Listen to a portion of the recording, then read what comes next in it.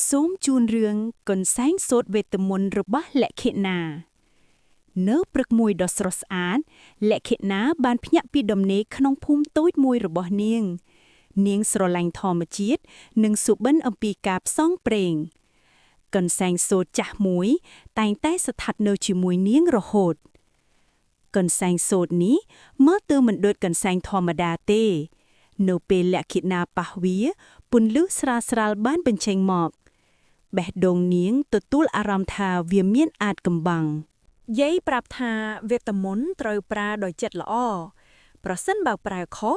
វាអាចបាត់បង់អំណាចលេខណាសន្យាថានឹងប្រុងប្រយ័ត្នថ្ងៃមួយស្រែបានស្ងួតតារារន្ធត់ណាស់លក្ខិណាគិតអំពីកន្សែងវេទមន្តលក្ខិណាអំពាវនាវដោយចិត្តបរិសុទ្ធព្រលឹងសូត្រក៏បានបង្ហាញខ្លួនមេឃក៏ចាប់ផ្ដើមងងឹតភ្លៀងធ្លាក់មកយ៉ាងទន់ភ្លន់ស្រែក៏រុះឡើងវិញលក្ខិណាតារានិងព្រលឹងសូត្រសប្បាយរីករាយណាស់ពន្លឺបានរលត់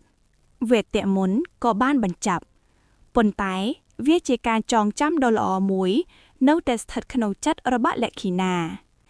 យាយចន្ទថាមានមោទនភាពលក្ខណាបានរៀនអំពីការចែករំលែកនិងចិត្តល្អភូមិមានសុភមង្គលឡើងវិញបន្ទាប់ពីភ្លៀងធ្លាក់រួច